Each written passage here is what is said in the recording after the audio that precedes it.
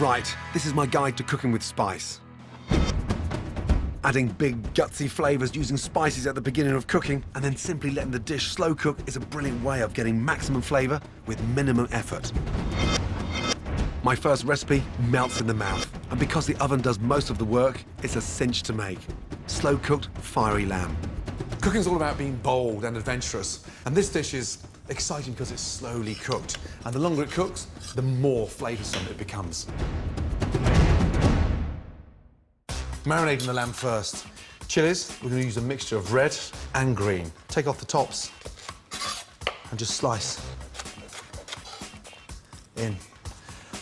Garlic, crushed. Don't worry about chopping these ultra fine, just get it in there.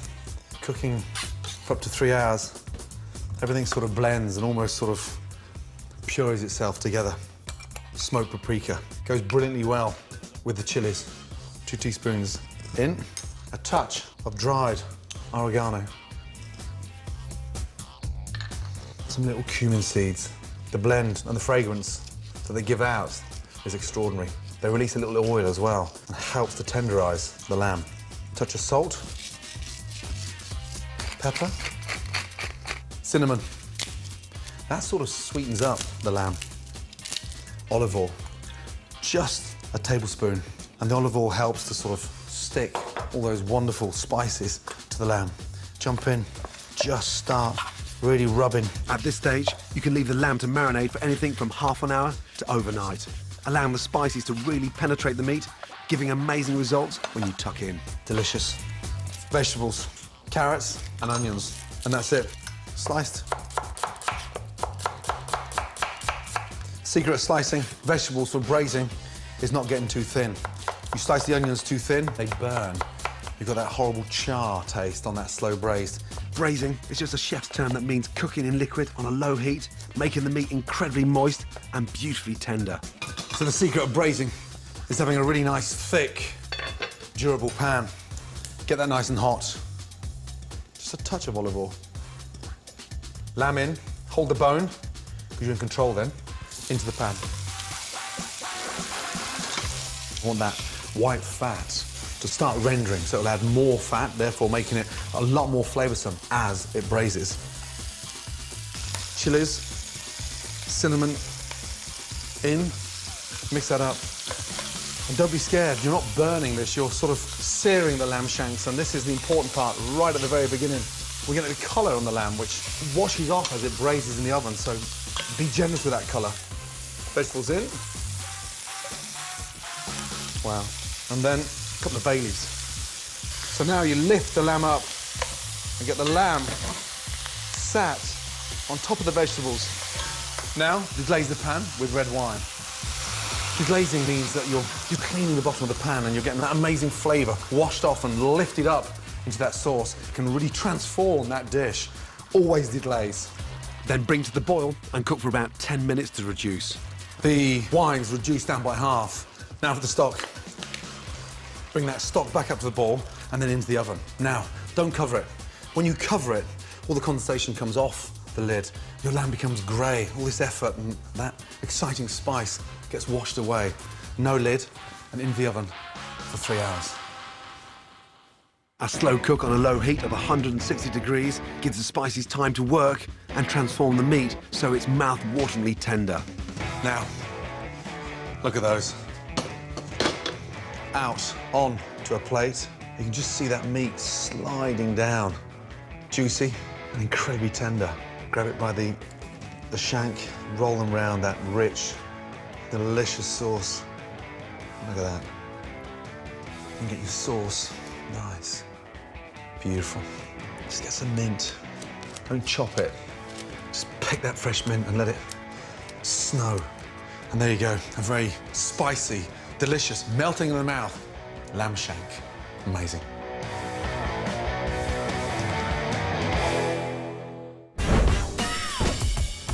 To get the most out of your spices, there's only one piece of kit that you need.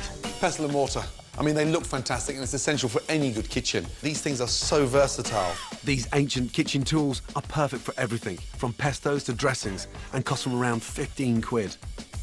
Use to grind spices and you'll max out on flavour, get perfect textures and always be totally in control. Make sure you've got a nice, large circumference of the bowl so you can grind away. The heavier, the more durable they are, the more confidence it gives you when you're pounding. And there's almost a way of confirming homemade, hand-pounded. Grab yourself a pestle and mortar and soon you'll be spicing with ease.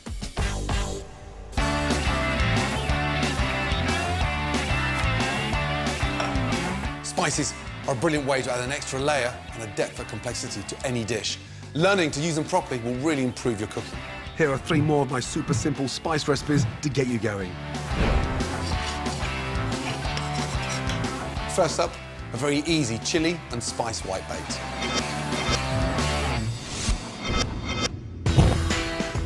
Start with the spice coating. Toast Szechuan peppercorns and coriander seeds in a hot, dry pan to release their flavours.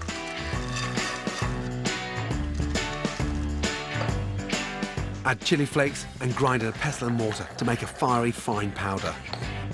Combine with plain flour, season and mix. Add olive oil to a hot pan. Coat whitebait in the spicy flour mix, then fry.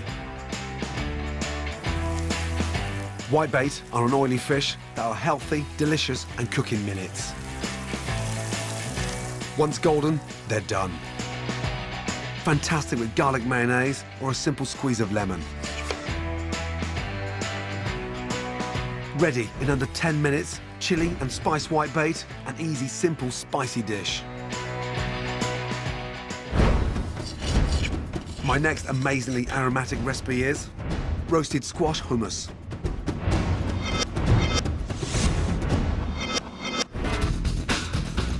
Start with my take on Ras al Hanout, a classic Moroccan spice blend.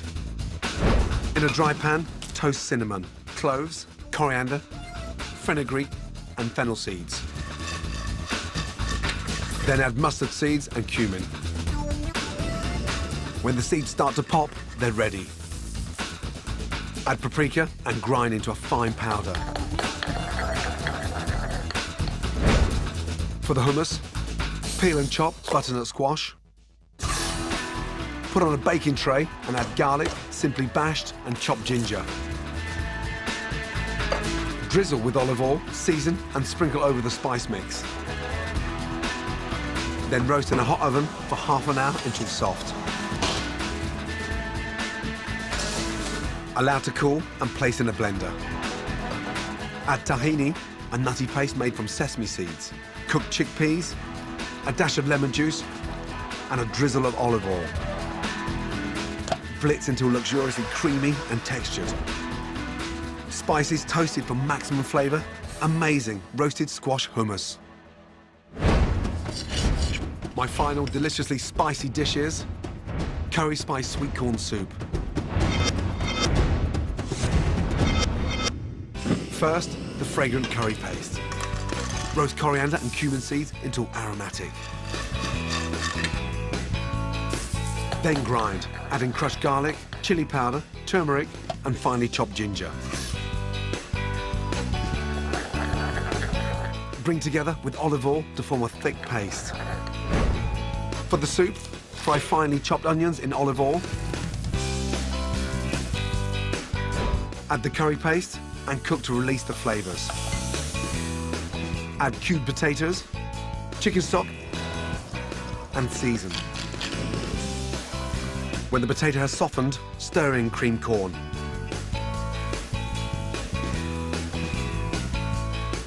Then add whole sweet corn kernels with some of the juices. And transfer to a blender and blitz until smooth.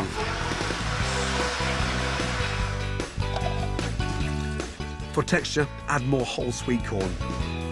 Heat and it's ready to serve.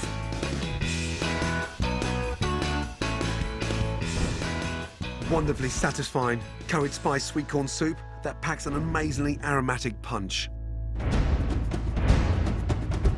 3 more stunning recipes that make cooking with spice simple. Incredible. Coming up on my ultimate guide to cooking with spice, more fragrant tricks of the trade. Use the back of the knife and flatten it. That removes all those little seeds off the skin. All about shopping for spice If you buy spices, buy them whole. And an incredible rice pudding to stake your life on. Look, it's like rich, aromatic lava bubbling away.